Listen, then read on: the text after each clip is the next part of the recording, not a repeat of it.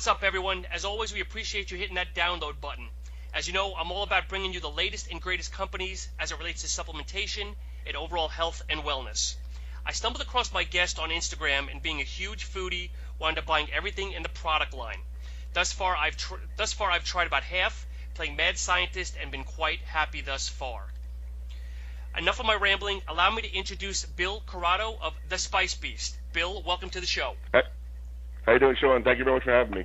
Yeah, and again, I'm glad we're finally connecting live. I think you and I probably shared maybe 1,000 texts over the last couple of weeks, but glad we're finally here on the phone talking live. I'm excited. So tell me a little bit about the company. I mean, what made you decide? Because this is definitely probably first off, I don't know if I've seen spices with protein or different type of spices. What kind of got you into this way? Honestly, I am a big fat guy, or a big. Actually, let me rephrase that. I've been nicknamed Skinny Fatty. It's kind of funny. When I was younger, I was an offensive lineman. I played football, high school through college, and I was small for my position, but I wasn't thin. So I was skinny for a lineman, but I was fat for a normal guy, if that makes any sense. So while I was away at college, the other linemen and the strength and health coaches would basically introduce me to Carboforce and pizza, if you know what I'm talking about. So good old Carboforce. So I was carb loading and trying to put on weight, and I was burning it off as fast as I was putting it on. And then as I was getting older, I never changed my eating habits. I don't know how you eat, Sean, but when I sit down to eat something, the rule is once it gets in my hand, it doesn't go back on the plate till it's gone. So I'm horrible to take to dinner because I'm done with dinner in about 5 minutes. So wait a minute, are you Italian, Bill? Yeah, a little bit. So, long story longer, those eating habits stuck with me, and it's been really hard for me as I'm getting older and my metabolism is slowing down. It made it harder for me to keep myself in good shape. Now, my day job is a physical job, so I keep active and I get to the gym as much as I can. Yep. But part of my problem is eating on the run and McDonald's and fast food. And then I learned. I was brought on by a friend of mine into a bodybuilder's ketogenic diet, which was horrible, but it did a great job. And it basically was keeping your carbs under your bad carbs under 20, and bland, nasty foods, and it was terrible. I did it for about 6 months, and I hated it, but I got great results. And then I was introduced to the paleo diet, which I enjoyed a lot because I'm not a big dairy or grain guy anyway. But again, when you limit down your diet and you limit down what you can eat, it gets boring. It gets boring as heck. So I was Googling recipes, and I was in my kitchen, like you said, like a mad scientist, grabbing paprika and cumin and turmeric, and I'm throwing things around, and I was like the chef on the Muppets, banging plates, just trying to get anything to put flavor into my food. And then I literally came across somebody who's a trained chef who has a knack for flavor, and I sort of picked their brain, and I came up with this idea. I said, you know what? I said, people meal prepping. I tried meal prepping, and man, it's boring and it's bland, and you really got to be creative. And I tried to make something that makes your boring meal preps robust without a lot of work. Like, you don't need a big recipe to use my stuff. You take it, you sprinkle it on, and it adds a strong, robust flavor to it. You can change it up, and you can put it on anything. Like, literally every single one of my spices you can put on anything. People ask me, but what's good for steak? What's good for chicken? I tell them everything, and they don't believe me, but it works that way. And the protein, I was toying with the idea, and the reason for the protein is because it's so hard. I mean, for a guy like me on paleo, getting protein in my diet is easy. I'll eat I'll eat half a cow, and I'm good.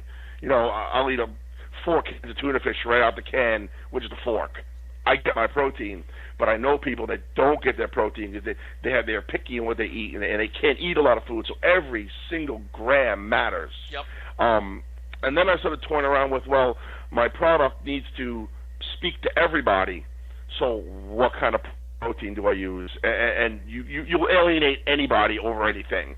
So we chose a pea protein, which is borderline paleo, depending on who you talk to, and it's vegan and vegetarian, and it basically covers all the diet plans. So when you get the spices with the protein in it, you aren't breaking any of your hardcore rules of unnatural ingredients, or eating meats or meat byproducts or anything of that sort. So a lot of thought went into it, and actually the protein's been a large hit, and we're going to actually expand the line and start putting in more of our flavors, just because people have been asking for it. So the first thing we're doing is right now we currently have 3 flavors. We're taking our staple line, our Beast Prep, and we're going to add the protein to that. That starts next week. Oh, nice. So here's a weird question. I'm going to go back just a little bit. So you were on a keto diet, and then you went onto the paleo diet. So you must have been maybe a little excited knowing that you can probably have some potatoes and some nuts and some other things now, no? Or is it just as bad from day one? Well, no. See, with the keto diet, I was doing what my friend called the strict bodybuilding ketogenic diet. Now, the keto diet allows you to eat cheese. It allows you to eat fats. It allows you to eat mayonnaise. It allows you to eat things. You can drink milk on it. It allows you certain things. Now, the ketogenic bodybuilding version, at least it was told to me by a friend of mine, was no dairy at all. Obviously, no grain. You basically, I did a shot, literally a 1-ounce shot of extra virgin olive oil every morning, just to get the good fats. All the eggs I used were all drawing a blank, the enhanced eggs that have the egg whites? The omega-3s. Okay. The omega-3 eggs, and I was going that route. So basically, I was just eating meats, vegetables, but I was counting every carb. So when you're eating broccoli, you're eating almonds, they carry a carb. So once I hit 20 carbs for the day, I had to stop. So I literally was weighing and counting my food. But it worked really, really well. And all I drank was water and club soda. That was it. Actually, seltzer water, to try to cut the salt down. And no bacon. I was eating like lean meats. I was eating venison. I was eating bison. All lean meats. No pork at all. Chicken, fish, and lean meat. So you really and then I'm sorry, go ahead. No, so you really were going to the extreme, because a lot of people that go to the keto diet, yes, they go anywhere between 20 and 30 grams, but again, they're eating the bacon, they're eating their burgers, but as you're saying, you really were going like very low fats as well. Well, a guy I used to work with in my prior life, I'm retired now, I also did bar security and personal security and stuff like that, so one of the guys I worked with was a bodybuilder and nutritionist. So he's the one who turned me on to this quote-unquote bodybuilder's version of the keto diet, because he was he was basically leaning out. He was in his lean version. So he was ripping up, and this is how he did it. So I took it, and it was great, because I would do this for the first 2 weeks. I stayed strong. You didn't cheat at all. No cheat meals, nothing, for a full 2 weeks. And then on that 14th or 15th day, you were allowed 1 cheat meal. And then I did it, and then it was basically 6 days on the 7th day, 1 cheat meal. You're resetting to everything. kick your body out of ketosis. Yeah, just that 1 meal. And that 1 meal, I ate a whole pizza. But what it did for me, well, don't laugh. Literally, I sat and ate a whole pizza. I went to a tapas bar, right? Okay. You know how tapas bars are. Craft beer and expensive apps. I went to a tapas bar on my cheat meal, and I dropped $140. Oh, jeez. I ate and drank my butt off. But what it did for me, though, and for anyone else listening, what it did for me was it taught me what actually makes you feel good. Because I was feeling sluggish, and on the keto, it drains your strength a little bit. But then I'd eat the pizza, I thought I was going to die. But then I'd eat some bread, I thought I was going to die. I'd eat some cheese, I felt horrible. Like, you just realize. And he was like putting hot in burning, and then you put diesel fuel in your gas engine. It just ruins you. Ruins you. Then I didn't even want to take a cheat meal anymore, because I felt so horrible after I took it. It was amazing. But then I got bored, and then I got turned to the paleo, which is kind of ketogenic, but you weren't counting carbs. You just ate a certain. You kept with still no potatoes, still no grains, still no dairy. But I wasn't counting carbs. I had as many vegetables. I was able to eat fruit. And, I got a little more mass back, and I was a little stronger. Again, it kept you. I learned. I just learned what's good and what's bad. So. But what made you go from dressing that up was What made important. you go from the one diet to the next, though?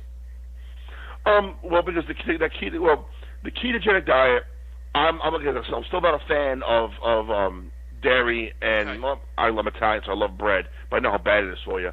But I'm not a big fan of the dairy. So basically, when you're going from a ketogenic and a paleo, they're really not very different in my mind. Yep. They're really kind of close because, again, paleo, there's no grain at all, and there's no dairy. Those are the two big no-nos. Mm-hmm. In a paleo diet. That's basically when you're doing ketogenic. The bodybuilder version is the same thing, no grain and no dairy. So it was easy to switch over, but it allowed me to have as much broccoli as I wanted. Brussels sprouts are my favorite. I eat them by the pound. So I was able to not have to meter out what I was eating, just eat as much as I wanted. Yep. So are you practicing any specific eating habits now? Yeah, my specific eating habits are try not to eat anything bad, and it's been crazy with I said, with my normal routine, and now with the coming on of Spice Beast, I've been so crazy. Even getting to the gym's been near impossible. So I just try to avoid fast foods, and when I go out to eat, or when I for example, I'll go to a restaurant and I'll order something. They're like, "Would you like fries with that or potato?" No, I'll have double veg, or no, I'll have a salad instead. Yeah. And I'll just replace. And I'll eat bread here and there, but I try to cut it out. Like if I don't eat pasta at all. So I'm kind of sticking to a ketogenic, paleo-ish kind of diet. Yep. So I have a little bit of flavor. But once I get myself back on track, I'll probably go back to a paleo and stick strong with it. It's very, it works for me. Now, when you're doing the paleo, you're giving yourself a cheat day with that? No, not at all. There's no need to. Okay. There's no need to, because all the cheat day is, the reason why you give yourself a cheat day on the ketogenic is because you're counting your carbs. Yep. When your carbs are down to 20, you want to have a 50 carb day. Maybe you want to drink Coke. You know what I mean? Maybe you want to go off. But when you're on a paleo, you're not counting the carbs at all. You don't care. So where you're metering out, half 20 Brussels sprouts, now you can eat a whole bag. You can't eat fruit on a ketogenic diet. The sugar will kill you. But paleo, fruit's allowed. I mean, it's in that realm. It's not good for you. If you eat a lot of fruit, you'll gain that weight from the sugar. Yep.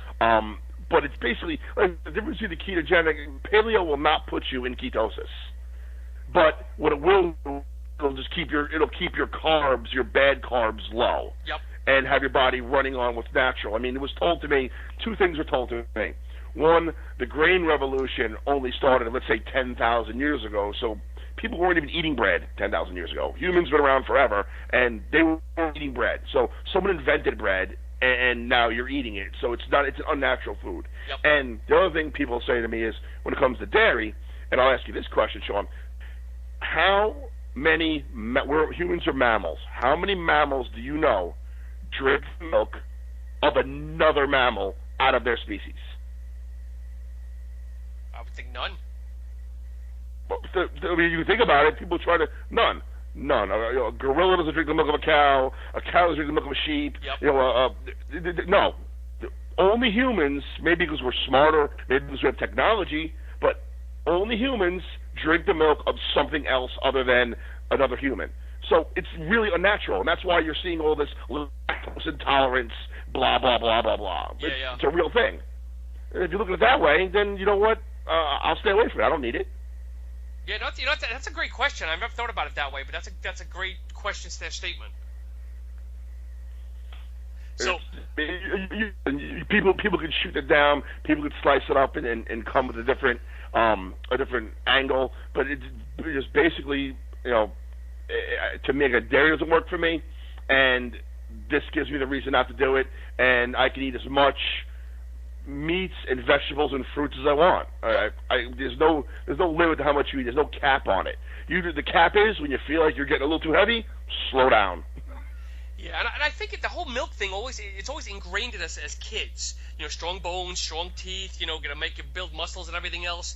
But now that we're adults and stuff, I can't even tell you the last time. I'm an almond milk guy, and I don't even drink that much almond milk. I do it just to flavor my shakes. But I can't tell you the last time I probably had a glass of cow's milk, just because of the hormones and all the other bullshit that they put in there nowadays. I mean, I won't go off on too much of a tangent, but I mean, I could see it in my children, the development of my children compared to the development of the girls and the boys when I was their age. Yes. Like girls are developing way faster, the boys are developing way faster, and I don't think that's genetics. I think that's because of, like we talked about, all the hormones in the foods we eat, and definitely in the milk. Yep. So hey, so I want to get back on track here with the spices. I know we're off on a tangent, but again, I appreciate it. No problem. So when you're sitting there, I'm going to use the word formulating. Okay. So when you're sitting here Right. coming up with all these different blends, you mentioned you had a partner or someone in behind you helping you out with this. Well, listen. Again, I am a horrible cook. Yeah. I cannot use an oven at all. Okay. There's no baking here. I can't bake.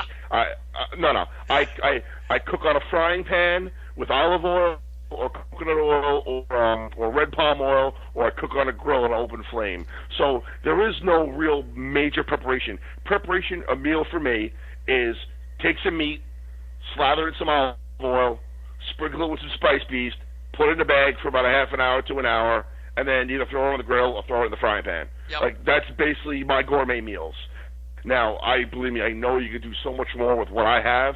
I'm just not skilled enough, and I don't. And honestly, my mom was, God rest her soul, was a horrible cook. We ate mashed potatoes out of a box. We ate canned corn. Like it was. I'm Italian family. My mother couldn't cook a thing. She's terrible. A horrible cook. Love her to death. Terrible cook. So I was. I can eat anything. Like I'm really not. Yeah. Picky. I could basically just grab anything off a shelf and shove it in my mouth and eat it. Where people are like, "Oh my God, it's disgusting." I don't care. If I'm hungry, I'll eat it because I'm used to eating junk when I was a kid anyway. So I don't have a palate for what is really good and really bad. I don't drink wine. It all tastes the same to me. Yeah. It just all tastes like nasty fruit punch. So I don't have that palate that can tell me, gee, this could use this, or this could use that. So, but I know when I put it in my mouth, wow, that tastes good. Yeah. You know what I mean? So I did a lot of experimenting in my kitchen, and I was making some bad choices. I mean, I was putting some bad stuff together. But then, like I said, if I was going to go to market with my idea, there was no way I was going to put, this guy who fries in a pan and grills on a grill, the freedom to just start throwing things into a jar. So I consulted many people to figure out what goes with what and the type of ingredients. Like, a lot of people use, they use half of my spices are not ground up. If you've noticed, or you have it, Sean. Yes. Like my jack garlic and onion isn't ground up garlic powder. It's actually chunks of garlic and onion. Yep. Dehydrated. So it's real natural flavor. I never would have thought of that on my own, because I was a guy who would just grab the garlic powder and garlic salt and sprinkle it on my steak. Yep. So there were certain things that I needed to learn about it. Like my licensed dill has real dill flakes in it. It's not ground up powder. Yep. So it's all natural stuff. And again, now that I'm learning, I start making some decisions, because now I'm actually learning more about it where I didn't. I didn't go to culinary school. I learned how to. I went from living with my mom to living with my girlfriend, to living with my wife, to someone cooking for me my whole life. Now, I'm doing it on my own, and I was struggling for a while. so you got to figure it out quick. You got to grow up quick, they say. So when you're putting, I'll just throw it out there. So when you're putting together something like License to Dill, okay, how many different renditions were there before you actually got the portfolio or the profile right? I mean, with all of them, how many different renditions were you doing and said, wow, eureka, I finally freaking got it? Well, to be perfectly honest with you, I'm really not quite sure, because when it came to the dill, I said I want something for me.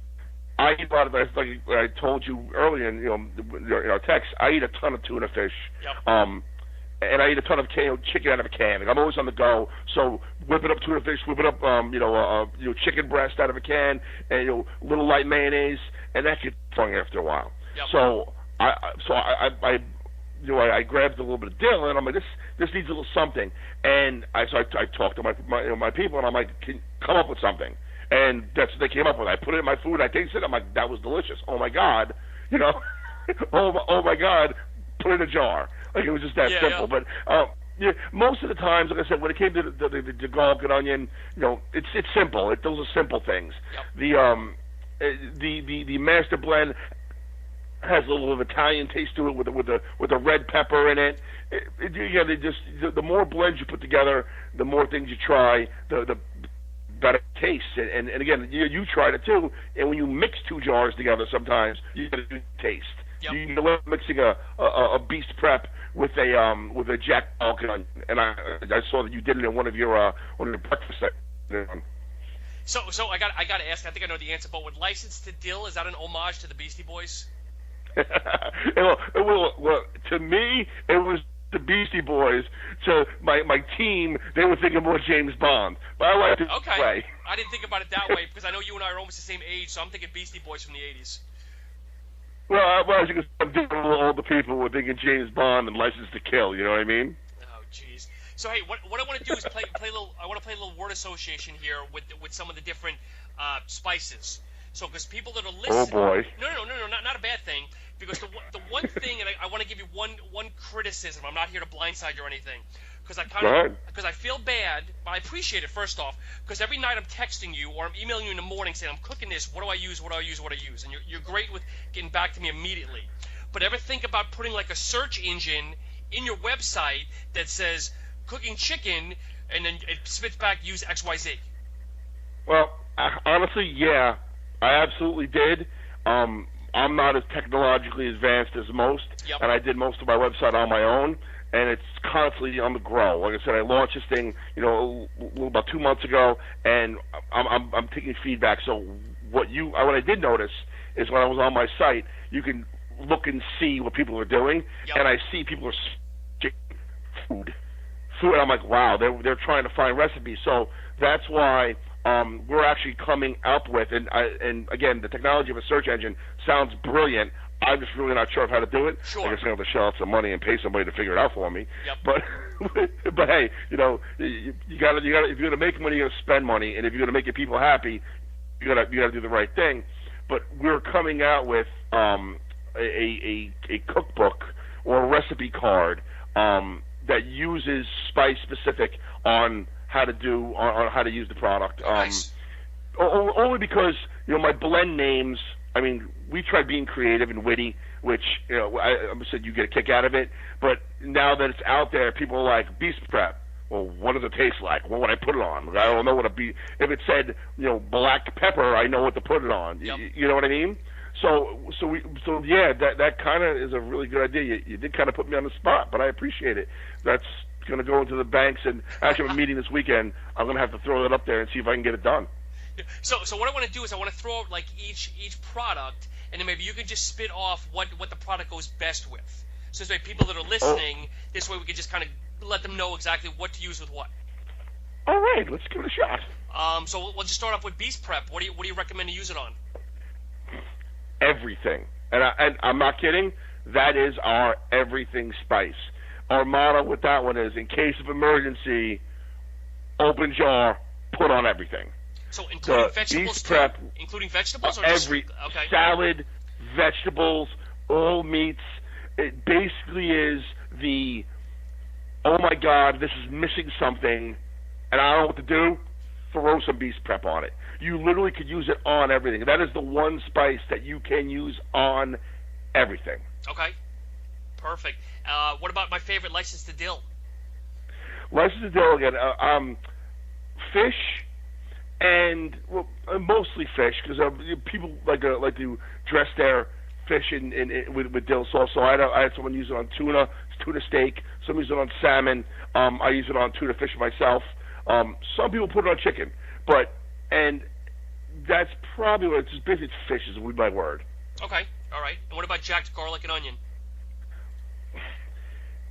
I hate to say it, anything you like garlic on. Okay. But with the jack garlic, because of its dehydrated state, you just can't go sprinkling it onto something you're going to eat like a salad or vegetables. Yep. It has to be, that's more of a marinade. So any kind of meat, I use it on my chicken and my beef. Okay. That's actually what I did the other night, and I think I texted you a picture. I put the beast prep and the jack garlic and onion on my steak tips, and it actually came out. We put it in the foil pack that I sent you. My wife did something with foil pack and baked potatoes or baby potatoes. It actually came out dynamite. Somebody actually, one of my customers sent a video in. I don't know if you saw it. They were trying to recreate their great grandfather's buttered chicken recipe. What? Again, I tried to stay away from the butter. They took melted butter, added the jack garlic and onion, basted their chicken legs, and then cooked them on an open flame. And they said it was like going back in time. So you're saying they used the dry rub first and then put a wet rub on afterwards? They put the dry rub. They put the garlic, jack garlic, in the butter. Oh, okay. So the butter. So they basically made a buttered garlic with my jack garlic and onion, and then they basted their chicken. It was very simple. Yep. They just took it, put it in the melted butter, heated it up and let it hydrate, and they basted the chicken in it, and then they put it in the oven. Oh wow! And they literally were like, oh my God, it's like going back in time, because it was like a great grandfather's. We call it a recipe. It's buttered garlic. It really isn't anything special, but to them it was like, oh my God, like it's in a can now. Like I have my grandfather's recipe in a jar. Yeah, and I had no idea that they don't have to buy minced garlic. They don't have to make it. Just sprinkle it in the butter and baste their chicken, and they were in their glory. Well, hopefully put in an order for 10 more right after the picture. I hope. What about the master blend? And don't tell me everything. I'm not going to tell you. I'm not going to tell you everything. Master blend, again, because of its chunky state, it has to be marinated. And again, it's good for most meats. And if you're going to steam a vegetable, you can use it on that because again, it's got a little kick to it, a little pepper, a little red pepper in there. Okay. So if you like the spice, it's got a little kick to it, and it's again good for your vegetable and your meat.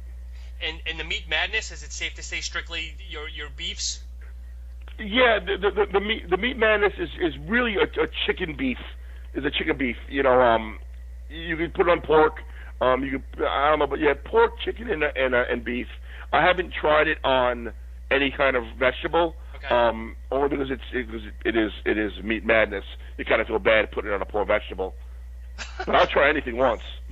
Oh man! And of course, this is again. I've tried. Let's see. I'll tell you. I've tried the meat. I've tried the Ocean 7, the Power Mex, and then the Master Blend and the Beast Prep. And so far, again, as I mentioned earlier in my introduction, I've done half so far. And I have to say Ocean 7 is probably my favorite so far out of all of them. And not saying that the rest are bad by any means, but it's my daughter's favorite too. She my daughter's 19 and she's now doing a lot more cooking now. And she puts it on. It's her favorite on chicken breast. Forget about it. It's hands down her favorite. And that's why I need to open up my mind, because I make egg white omelets every morning for myself, my wife, and my 10-year-old son. And my wife and myself absolutely love the Ocean 7. And for a goof, I put it on my son. And my son is kind of a bland type of guy, and he loved it. I'm not bullshitting at all. He absolutely loved it. So every morning, my wife says, "Well, did you put the salt on there for me?" I know what she means, but she says, "Did you put the salt on my?" And my son says, "Did you put that special stuff on my egg for me, Dad?" And I'm like, "Okay, so I gotta order some more of this stuff from you soon."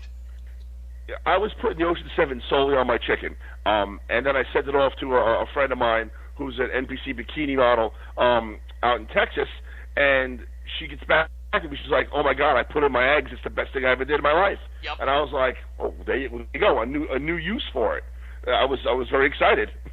And then the Power Mex I tried, and I think I sent you. My wife made low-fat chimichangas one night, which was great. My son thought it was a little spicy, but I loved it. And again, is it safe to say just more or less Spanish food, or what are the applications? No, not really. Anything you want a little kick to it. I mean, honestly, the Power Mex is also good for almost like a paleo pork rub. If you're doing if you're gonna do a pulled pork, yep. Rub down your pork with the Power Mex. Outrageous. Just take the pork shoulder, rub it down with Power Mex, cut up a little onion, cut up a little garlic, throw it in the crock pot, and let it rip. That's it. No broth, no nothing. Really? Because my wife's a big crock potter. I'll have to try that. Mm-hmm. And also with the Power Mex, I've been messing around. I made a bacon guacamole, which I haven't posted yet. But basically, it's a guacamole with bacon and the Power Mex in it. Oh, forget about it. If you like the little extra kick in your guacamole, forget it's good. And listeners, in case you haven't figured it out yet, Bill's from New York. I know you're probably thinking either Joycey or New York, but he's in New York because you can just tell how many times he's dropped down forget about it. You know what? I forgot how many times I said it. Forget about how many times. Don't you worry about it, all right? Hey, so what's the difference between the garlic and glory and then the onion and garlic? Aside from the onion, is there really much of a difference between them both? Salt. Okay. The glory and the garlic and the glory is a salt-free product. We've had a clamoring for people who want to be totally sodium-free, so we came up with a salt-free line, and we're going to expand on that also. Because, like I said, some people when they're cutting weight, yep, or they're subbing out for a show, they cut out all that sodium. So we wanted to put out some salt-free product, and I said we're going to come out with a couple more because we're playing around with some of our current line, yep, and try to figure out how we can make them salt-free to give them that same flavor, just without the sodium. And all the salt we use anyway is all sea salt. We don't use any of the any table salt in our products. I wanted to ask you about that, and I don't know if you can answer this question. So, sea salt is definitely on the rise. Now, when is the amount of sea salt the same as the amount of salt that you use? I mean, what's the word I'm looking for? Are they the same, or sea salt stronger, so you have to use less? I don't know if I'm saying that right. I believe the sodium content is close to the same. I did a little research on it myself. It's close to the same, but it's the properties of the sea salt. The table salt is the iodized salt. Okay. That's the iodine that you're getting, and the sea salt lacks that. So it's a more natural product, and that's why people clamor for it, and that's why people want it, is because they're trying to go all natural, and obviously iodized salt is not a natural product. Yep. So but unfortunately, you're not getting the necessary nutrients you need by using the sea salt, but you'll get that in other ways. But gotcha. That's pretty much it. It's just a healthier, natural version. And Bill, with most of these, I mean, for the application of most of these, do we really want to let them sit like overnight and marinate, or again, it's kind of versatile where I just want to throw it on there and bam, throw it on my burger on the grill, or is it kind of almost mixed between them all? Well, again, the consistency of the product, the powdered, the ground up product, you can use instantly and just basically rub your meat down with it and call it a day. Yep. But the stuff that's a little more granular, the Master Blend, the Ocean 7's a little bit, but the VIVA PIZZERIA, the Garlic and the Glory, the License to Dill, the Jack Garlic especially, because of the dehydrated garlic. I mean, if you take Jack Garlic and put it in your mouth and chew on it, it's crunchy. Yeah. So I mean, if you like your food crunchy, by all means, throw it on there and roll with it. I've not marinated mine enough, and it was crunchy, and I kind of enjoyed it. It was a new texture. It's a little twist on your food. So you have a crunchy steak, Yep. But yeah, the ones that are ground are the ones you can pretty much use instantly, because the powder is crunchy too, but the moisture on the food will dissipate that granule quicker. The other stuff is, again, it has to be a little more hydrated, and it says it on the jar. If you read the side of the jars, it'll say best used when applied to your food and wrapped for 10-15 minutes, just to get it a little hydrated. Yep. And then when you put it on the grill, the rest of the juices will activate it and make it normal. Gotcha. And Bill, I don't know if I asked you, just one of my opening questions is, who came up with the name Spice Beast? That was me. I'll take the credit on that one. It was funny because the idea for a meal prep protein-infused seasoning, I wanted to do it, and I sat down in a think tank. I have a lot of friends. I've been involved in other small projects, and I've owned my own business for a long time. And I feel like I'm creative. I went to school for marketing and advertising, so I feel like I should be making commercials for a living, but I don't, because I have the face of radio. So when I was coming with the name, I said, Spice Beast, and I just couldn't get it out of my head. I tried coming up with other names, and it was the only one. Yep. And I'm like, well, if my brain is telling me this is the only one, then this is the only one. And again, I think the packaging, it pops. I mean, I love. It's like my baby, and I'm talking a lot about it like this. But I mean, I absolutely, positively love the packaging. The product inside reflects the packaging outside. They really go hand in hand. It's packaged well, and it tastes great. It's the perfect jar. It's a jar of badass, is what it is. And who came up with the creature? I want to say Minotaur, but I don't know if that's right or not. It is. I actually am not at liberty to say my artist's name. Okay. I was asked to keep that confidential. Okay. But I have a very, very good friend who does a lot of work in the comic book industry. Has done some work, does some work for Stan Lee, and does a lot of the Comic Cons and the shows. Does a lot of commission work. Okay. Outrageous stuff. And I called him up and I said, listen, this is what I want. I have this idea. And he's a gym nut too, like I was at one point. Okay. And I'm like, this is what I want. This is my product. And I told him, so that's a great idea. I said, I know it's a great idea.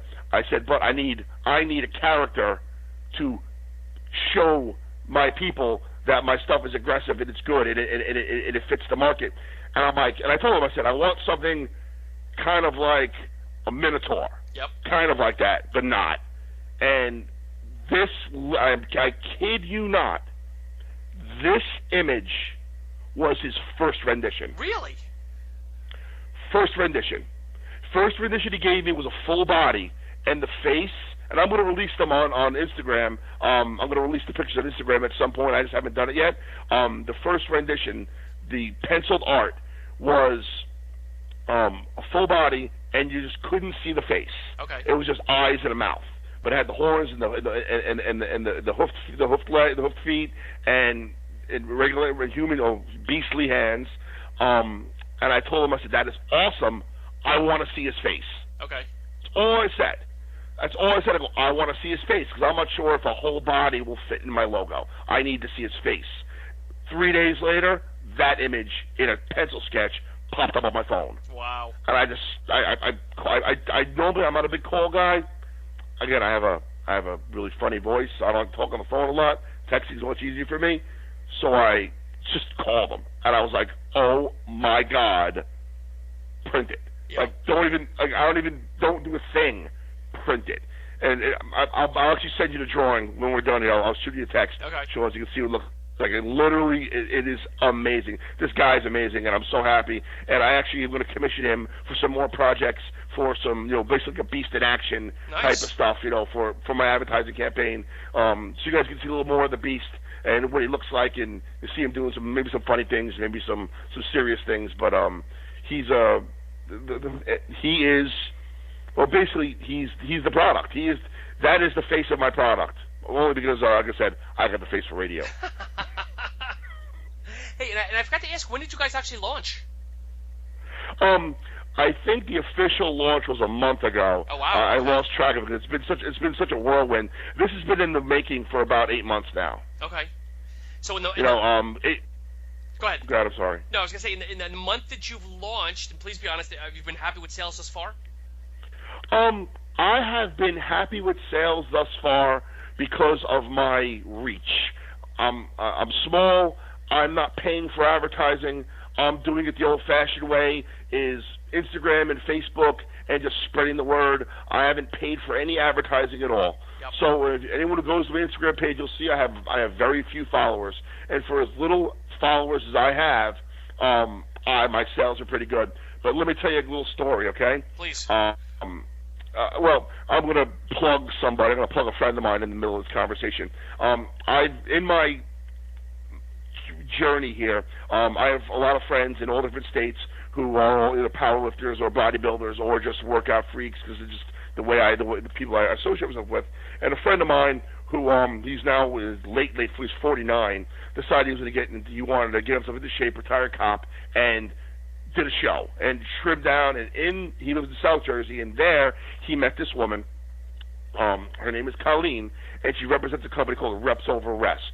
And basically they make a hooded a sweatshirt that your lifting straps and your wrist wraps are sewn into the sleeves. Oh, wow. It's an awesome product.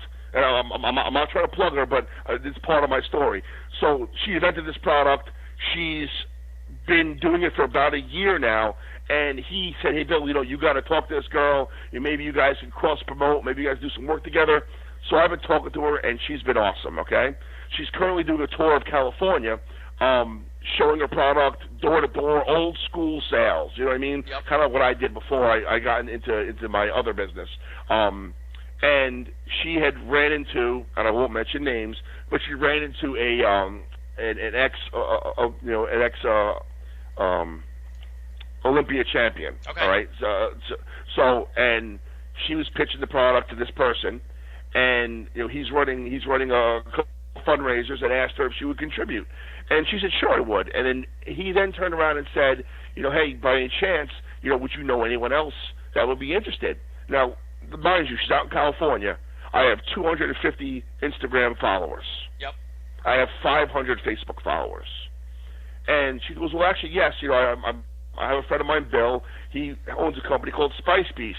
And this guy stopped her and said, Spice Beast, I heard of them. He goes, that's the meal prep seasoning with the protein in it, right? Wow. And I was floored. Because, again, I'm doing it the old-fashioned way. I was out one night at dinner, and I was talking to somebody who I kind of knew, and we got to talking, and, hey, what are you doing? This is what I do. Oh, yeah, my wife's a vegan, and she can't have salt, and blah, blah, blah. I said, well, you should try. He picked up his phone, bought it right on the spot. Wow. So I'm doing, my sales are old school. Grassroots, grassroots. Yeah, that's the way you got to start. And for somebody on the other end of the country, as popular as that, to just know who I am, that I'm actually making a mark, is just amazing to me. I mean, pass or fail with this product, the fact that I can reach across the country in such short amount of time to people that matter in this industry, that matter, that's a big thing. Now it's a matter of just getting them to, hold my product up on the camera. Bill, what's the goal? What's the goal? Maybe in the next 1 to 3 years. I mean, do you want to be in the Whole Foods? Do you want to be in the supermarket, or you want to stay like online, just blowing it up yourself? Well, I'll be perfectly honest with you. My goal is to be as big as I can. Obviously, I didn't do this to stay small. I never ever settled on average in anything I ever did. So I'm not settling for average here. But I'm gonna go where the course takes me. Like I told you before we I sent you pictures yesterday. I just developed, and it's gonna come out next week, is a sample kit. Part of the problem I feel is that I'm an unknown in the industry. And I hate to call him, I'm some Yahoo hawking spices on the internet. Like, that's what I am. I'm being real. That's who I am. That's what I look like to people. So I need people to try my food. Like I said, Sean, you took the initiative. You found me on Instagram, kind of like the way people find me, and you said, I'm interested in this, but before I do it, let me taste it. And I was all about you tasting it, because I knew once you put it in your mouth, you were going to love it. Yep. I know it because I put it in my mouth and I loved it. So the only way this is going to be successful is if I can put it in people's mouths. I know it sounds kind of dirty, Sean, but I don't mean it like that. But the goal is to put it in people's mouths. So I developed I'm calling it the Meal Prep Survival Kit Sample Pack. Yep. And basically, I'm going to be offering it on my website. And we talked about possibly doing little promotions with you and I with this product. Sure. But I want this product to be able to get into everybody's hands so they can just get a sample. People are looking at my stuff like, I don't know if I want to buy a whole jar of this stuff. I don't know what it tastes like. It says Beast Prep. What the heck is a Beast Prep? Like you said, what to use it on, who knows? So with this sample pack, people aren't going to be as financially invested in my product, but yet to sample it all. And I'm telling you, once they do, this stuff is going to blow up. I know it. I'm confident of it. And so my goal is to now, once I have this sample pack put together, to get back to your question, is I'm going to do grassroots sales. I'm going to go around to all the physical fitness establishments in my area. I'm going to knock on their door and see if they'd be willing to put my sample kit on their shelf. Yep. And let it sit on their shelf and let people who are in the gym, who are buying their smoothies and buying their protein shakes, maybe they'd be willing to pick up a sample pack and do some meal prepping at home. And then, so that's where I'm starting now. Internet, and I'm going to do the local gyms and offer it, over-the-counter sales with these, just the sample packs. So, Bill, is it going to have like one serving of every one of the products, or what is it exactly? Basically, a serving size for the bottle is considered a quarter of a tablespoon. Okay. But you and I both know we use a lot more than that. Yep. These are going to be 1 tablespoon size samples in vacuum sealed bags. So it'll be a box. You open it up. In that box, you're going to get 1 sample of all 9 of my current flavors, and you're going to get a downloadable cookbook for using all those flavors. Nice. And that'll be on the site when, you think? Well, the product will be finished being produced this weekend, okay. and I hope to have it up on the site by then. Do you have a cost yet? Yes, we've been kicking around. The price point is going to be $11.99, shipping included. Nice. And again, coming straight from New York. Coming from New York. Oh yeah, straight out. Well, sure. My shipping facility is in New Jersey. Okay. But yes, it's produced here in New York. But I have a shipping facility in New Jersey. I do all my shipping out of, which is basically the same. Jersey, New York, it's all the same, right? Oh, yeah. The Jets and the Giants are they really New York teams? That's it's funny because whenever I talk to New Yorker, that's the one question I have. They've been in New Jersey for 20 plus years. Why don't they just call themselves New Jersey for a change?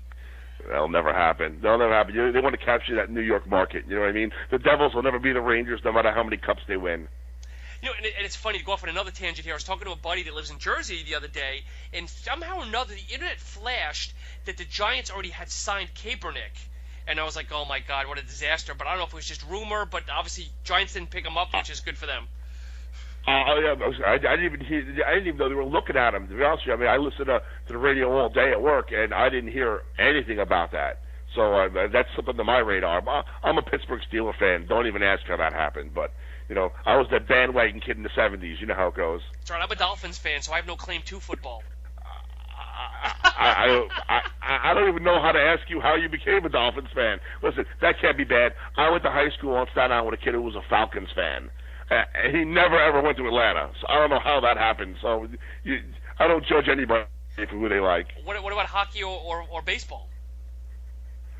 Well, again, I went to school in Long Island. I'm from Staten Island, so I'm a Ranger fan. I'm a Ranger, Yankee, okay. Nick. And then I go off I'm a football guy, so I'm a Steeler fan from that. Plus, who was a Giant fan in the '70s? Oh my God, they were terrible. So I stick New York across the board, except for when it comes to football. Okay. All right. No, fair enough. We'll have that. We'll find out how the origins of the Steelers came about another day, and I can tell you about the Dolphins' origins. But Bill, my man, it's been a great conversation thus far. Is there anything else you want to let the listeners know before we wind down? Well, I mean, basically, just try it. Get a chance for my sample packs to get online and give it a try. And I promise you, you will definitely fall in love with it. Again, I can't say more than that. I mean, you guys want, you can find me on my website. May I give my information now? No, please. Where can everybody find you? Please do. Yeah, well, you can find me on the web. It's thespicebeast.com. All one word, TheSpicebeast.com. And then it's the same on Instagram and Facebook at The Spice Beast. And just give me a follow, have some fun. My page is kind of fun. I post some motivational quotes, post pictures of people's food. Anybody out there want to, send me pictures of their dishes, with or without Spice Beast, who wants to send me pictures of what they cook or some of their recipes, or something maybe they want me to cook for them to see how it tastes before they buy it. By all means, send me as much as you want. The more, the merrier.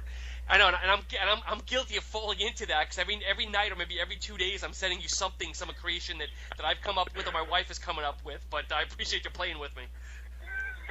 Sean, listen to me. Just put it on everything. Yeah, just put it in your mouth. Put it on everything. Put it in your mouth.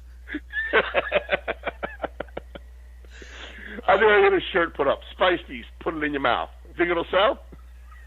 I don't know. I mean, heck, it worked for chocolate salty balls. Put them in your mouth, but who knows? Maybe the Spice Beast will work too. Oh, too funny. Like I said, Bill, I keep the shows real, and that's what people like about them. They're unedited, and people just love it. I'm having a great time. I don't want it to end. Was there anything else you want to talk about? No, you were doing real good asking me questions. No, I know.